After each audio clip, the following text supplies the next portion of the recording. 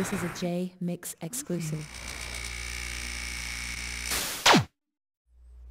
So who besides me is watching this fuckfest? Who is watching the oxygen snapped?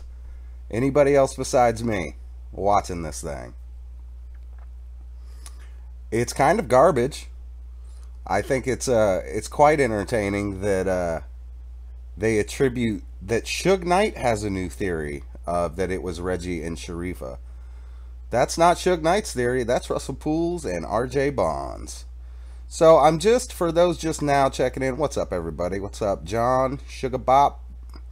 But for those now checking in, did you watch the Oxygen, the Snapped on Oxygen? Did you guys watch it?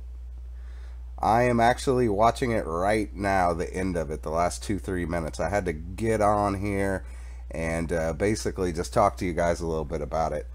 So I don't know what the point that they're trying to make with this is. Is this what happened to Tupac for Dummies? It just goes by like simple basics of the case.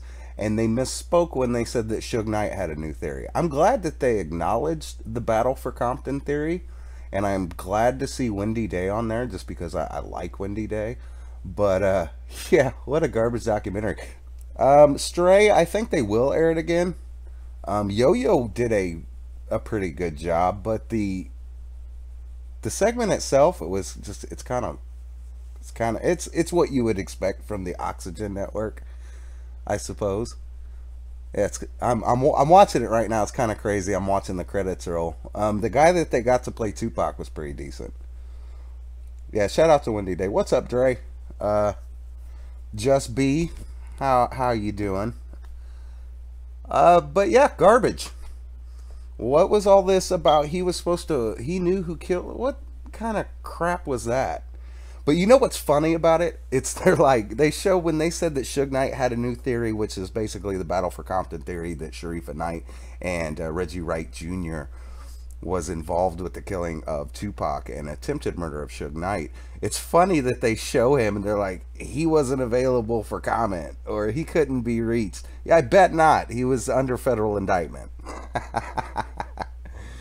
But anyway, shout out to all those watching right now. So what we got in this live stream today for you is I have the uncut version of Battle for Compton.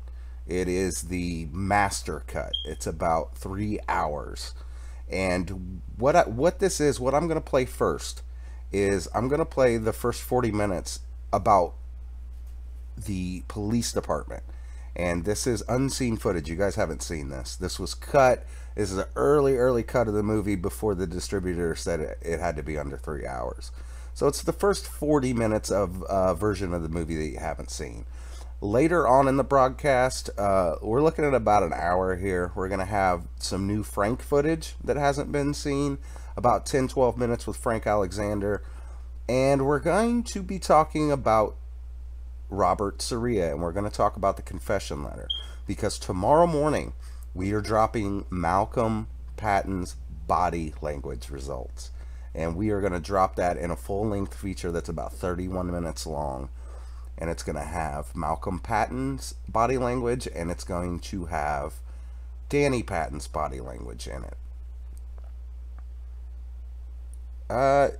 Daphne, you can parts of this will be archived, not the whole thing, but damn, Kathy Scott was looking pretty rough in the Oxygen thing as well. Oh, what a disaster. I was kind of hoping it'd be a little bit better than that. They started out and said that they had definitive proof of Tupac knew who shot him, and then it just got convoluted. It was, like I said earlier, it was like the Tupac case for dummies. But they did acknowledge our theory, so that's cool. So I'm going to show you guys, if you want to stick around for it, it's 41 minutes long of the absolute uncut first run of Battle for Compton that never made it to the DVD pressing, that never made it to the Blu-ray. It's all about the corruption. So we got about 40 minutes of corruption, and then new Frank Alexander footage, and there's going to be a little piece on the Pattons that we're going to preview tonight for you. But that's going to be here after this 41 minutes. So I expect to see everybody there. I understand if not, but we're going to show you the uncut version. It's going to be too long for a live stream, so we wanted to put the stuff about the police and Reggie Wright Jr. We wanted to put that first and forefront. Wow, that Oxygen documentary was garbage. I'm sorry, I cannot stop. I cannot believe it. You know, I expected it to be very friendly to murder rap, but jeez, fucking God, did you see Kathy Scott and Greg? They look like scarecrows fighting over the same meal. But with that being said, you know what, PJ Matthews, you're right. Kathy Scott was saying something else. They weren't on the same page, and when she was asked about Teresa Swan, you could tell that she was kind of going through the motions because she knows what narrative that they go through. And let me give you guys a little, like, behind the scenes thing. You pretty much know what they're going to say because they do a bunch of phone calls in advance. You talk to the director, you talk to the DPs and everything. It's a process. But you can tell that Kathy Scott knew what direction that they were going and just did not want any part of it. What's up, David? Daphne, you know what? The thing is the Oxygen documentary is about what you thought it would be. VH1 Behind the Music was a better program. When does the A&E series start anyway? Variety said that it was the first quarter of 2018. There's been some directorial hands being changed, and I know there was a lot of infighting with which direction they wanted to take it. So I'm kind of really surprised and anxious to see what they do. But here's the thing, and I talked to the producer for quite some time. If the story's already been told, the Orlando Anderson theory, what's the point in putting out a 6-hour documentary? They're gonna want to put out some new evidence, and the only people that are bringing new evidence right now is us.